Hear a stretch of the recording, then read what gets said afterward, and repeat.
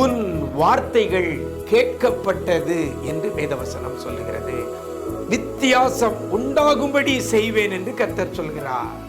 நான் உன்னை வெறுத்து விடவில்லை என்று கர்த்தர் சொல்லுகிறார். இன்றைக்கு கர்த்தர் நமக்கு தருகிற ஒரு வார்த்தை வார்த்தை வார்த்தை கர்த்தர் உனக்கு நன்மை செய்வாராக, நன்மை செய்வாராக.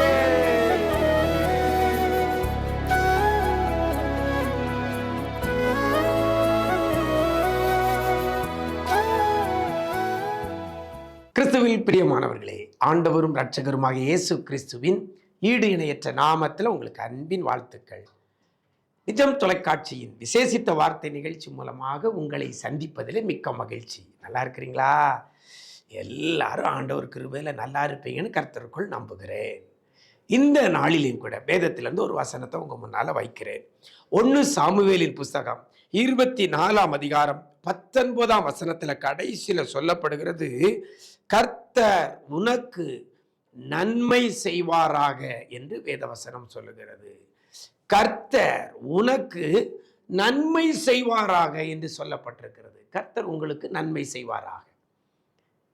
இன்றைக்கு மனிதர்கள் நமக்கு நன்மை செய்தாலே நமக்கு அது ரொம்ப பெரிய ஹாப்பியாக இருக்குது. அப்படி தானே? யாராவது நமக்கு நன்மை செஞ்சுட்டாங்க, அதாவது என்னது, ஒரு ஹெல்ப் பண்ணிட்டாங்க அப்படின்னாலே நம்ம மனசு ரொம்ப சந்தோஷப்படுது. அப்படி தானே? ஆனால் மனிதர்கள் நன்மை செய்வதை காட்டிலும் கர்த்தர் நன்மை செய்வாராக என்று சொல்லப்பட்டிருக்கிறது. மனிதன் ஒரு மனிதனுக்கு நன்மை செய்வதை பார்க்கிலும் கர்த்தர் செய்கிற நன்மை பெரிதாயிருக்கும். மனிதனால் செய்ய முடியாத நன்மைகள் கர்த்தரிடத்தில் இருக்கிறது. கர்த்தர் செய்வாரையானால் பெரிய காரியங்களை செய்வார். அவர் நன்மையானதை செய்வார். கர்த்தர் நன்மையானதை தருகிறவர். இந்த சம்பவத்தில் தாவீதை பார்த்து சவுல் சொல்லுகிற வார்த்தை தான் இது, கர்த்தர் உனக்கு நன்மை செய்வாராக. பாருங்க, ஒரு எதிராயிருக்கிற ஒரு மனுஷன், கொலை வெறியில இருக்கிற ஒரு மனுஷன் தனது எதிரியாகிய தாவீதை பார்த்து சொல்லுகிறார், கர்த்தர் உனக்கு நன்மை செய்வாராக.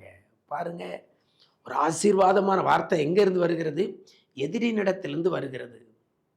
கொலை வெறி பிடித்து அலைகிற சவுலினிடத்திலிருந்து வருகிறது. கர்த்தர் உனக்கு நன்மை செய்வாராக.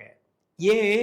அந்த வசனத்துல இன்னும் முன்னால பாத்தீங்கன்னா, இன்று நீ எனக்கு செய்த நன்மைக்காக, நீ எனக்கு இன்னைக்கு நன்மை செஞ்சிருக்காப்பா, நீ எனக்கு இந்த நன்மை செய்ததற்கு பதிலா நான் செய்வானேயானால் தீமை தான் செய்வேன்.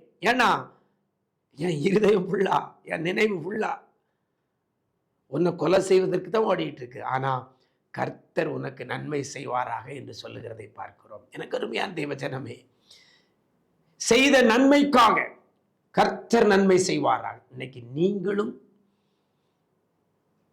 அநேகருக்கு நன்மை செய்கிற பிள்ளையாக இருப்பீர்கள். ஆனால் தீமை செய்யாதபடி நன்மை செய்வீர்களேயானால் கர்த்தர் உங்களுக்கு நன்மை செய்வார். நாம செய்கிற நன்மைக்கு பதிலா மனுஷன் நமக்கு நன்மை செய்யாமல் இருக்கலாம், ஆனால் கர்த்தர் பதிலுக்கு நன்மை செய்வார். கருமையான தேவஜனம், எந்த சூழ்நிலையிலையும் முடிந்த அளவுக்கு நன்மை செய்யுங்க. நன்மைன்னா என்னது? நல்லது, உதவி மற்றவர்களுக்கு செய்யுங்க. ஒரு நாள் நம்மகிட்ட கேட்கிறவங்களுக்கு நம்மளால முடிந்த அளவுக்கு உதவி செய்யுங்க. வேதவசனம் சொல்கிறது, நன்மை செய்யத்தக்க திராணி இருந்தும் அதை செய்ய தக்கவர்களுக்கு செய்யாமல் இருந்தால் அது பாவம். எனக்கு அருமையான தேவஜனமே, நன்மை செய்வோம், நன்மை செய்வோம். கூடுமான வரை மற்றவர்களுக்கு நன்மை செய்யுங்க. நமக்கு தீங்கு விளைவிக்கிறவர்களுக்கு நன்மை செய்யுங்க. தாவீது அதைத்தான் செய்தான். தாவீது கையில அன்னைக்கு சவுலை கொடுத்தாச்சு. தாவீது நினைச்சிருந்தாம்னா சவுலை சொல்லி முடிச்சிருக்கலாம். ஆனாலும் தன்னை கொல்ல நினைக்கிற, தன்னை பழிவாங்க துடிக்கிற சவுலுக்கு கூட தீமை செய்யாதபடி நன்மை செய்தான் அன்றைக்கு தாவீது.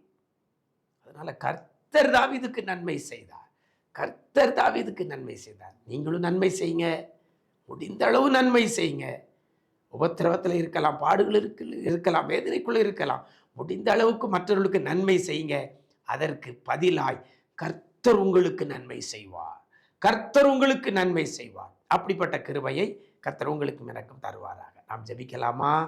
எங்களை நேசிக்கிற நல்ல தகப்பனே, இந்த ஆசீர்வதிக்கப்பட்ட நல்ல நாளிலே கூட கர்த்தர் உனக்கு நன்மை செய்வாராக என்ற வார்த்தையின்படி ஆண்டவரே, இந்த வார்த்தையை கேட்டு ஜெபத்தில் இணைந்திருக்கிற பிள்ளைகளுக்கு என் ஆண்டவர் நீர் நன்மை செய்யும்படியாய் ஜெபிக்கிறோம். நீர் நன்மை செய்கிறவராக சுற்றி திரிகிற ஆண்டவர். வேதத்திலே நாங்கள் பார்க்கிறோம் ஆண்டவரே, இயேசு நன்மை செய்கிறவராக சுற்றி திரிந்தார் என்ற வார்த்தையின்படி ஆண்டவரே, யாரெல்லாம் மற்றவர்களுக்கு நன்மை செய்கிறார்களோ, பார்க்கிற மனிதர்களுக்கு, சக மனிதர்களுக்கு நன்மை செய்கிற பிள்ளைகளாய் காணப்படுகிறார்களோ, அத்தனை பிள்ளைகளுக்கு என் ஆண்டவர் நீர் நன்மை செய்வீராக. என் ஆண்டவர் நீங்க நன்மை செய்வீர். நீங்க நன்மை செய்யுங்கப்பா, நீங்க நன்மை செய்யுங்க ஆண்டவரே. எந்த காரியத்தில் பிள்ளைகளுக்கு நல்லது நடக்கணுமோ, எந்த காரியத்தில் பிள்ளைகளுக்கு நன்மை நடக்கணுமோ, அதை என் ஆண்டவர் இன்னைக்கு நீங்க செய்யுங்கப்பா. நீங்க செய்ய போறதற்காக நன்றி. எல்லா காரியத்திலும் பிள்ளைகளை உயர்த்துங்க, எல்லா தேவைகளையும் சந்திங்க. முடிந்த அளவுக்கு மற்றவர்களுக்கு நன்மை செய்கிற பிள்ளைகளாக ஒவ்வொரு பிள்ளைகளையும் நீங்க மாற்றி அதன் மூலமாக கர்த்தரிடத்திலிருந்து அந்த நன்மையை பெற்றுக்கொள்ள உதவி செய்யுங்க. நீங்க செய்ய போறதற்காக நன்றி. கிருபைகள் பெருகட்டும். நாள் முழுவதும் பிரசன்னத்தில் மூடிக்கொள்ளுங்க. மீட்பர் இயேசுவின் மூலம் ஜெபிக்கிறோம் நல்ல பிதாவே, ஆமென், ஆமென். பிரியமானவர்களே, நீங்க நன்மை செய்யுங்க, அதற்கு பதிலாக கர்த்தர் உங்களுக்கு நன்மை செய்வார். God bless you.